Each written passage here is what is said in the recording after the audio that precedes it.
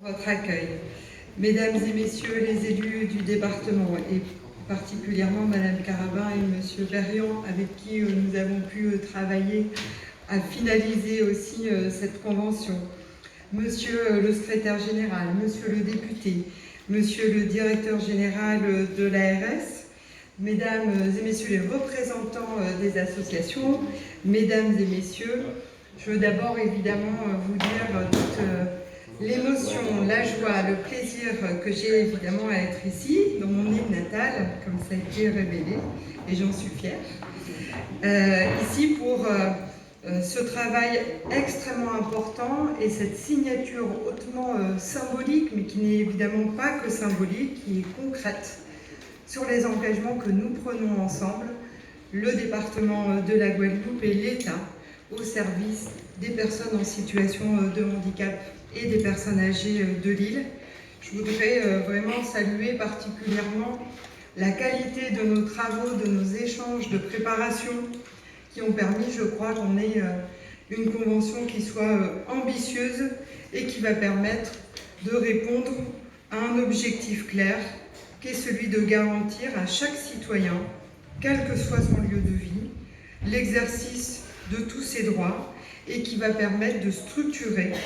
et améliorer l'offre d'accès aux soins, l'offre médico-sociale pour les personnes en situation de handicap et pour les personnes âgées ici en Guadeloupe. C'était important de venir pour moi en Guadeloupe, aussi comme je le fais dans d'autres territoires d'outre-mer, puisqu'il y a une forme d'inégalité avec un retard dans nos territoires ultramarins, et c'est pourquoi nous travaillons à ces conventions qui viennent apporter des financements supplémentaires et des solutions supplémentaires,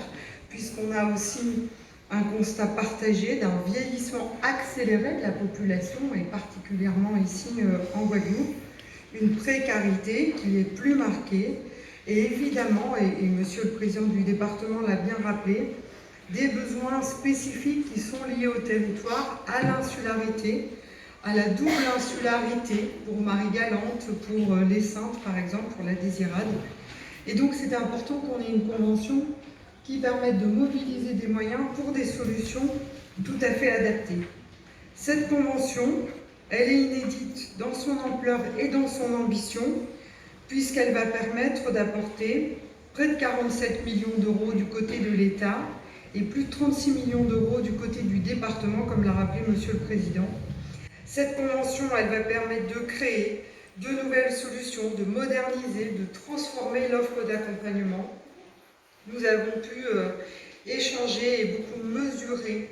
le besoin de développer aussi du répit pour les aidants, du répit pour les personnes qui accompagnent nos aînés, qui accompagnent les personnes en situation de handicap.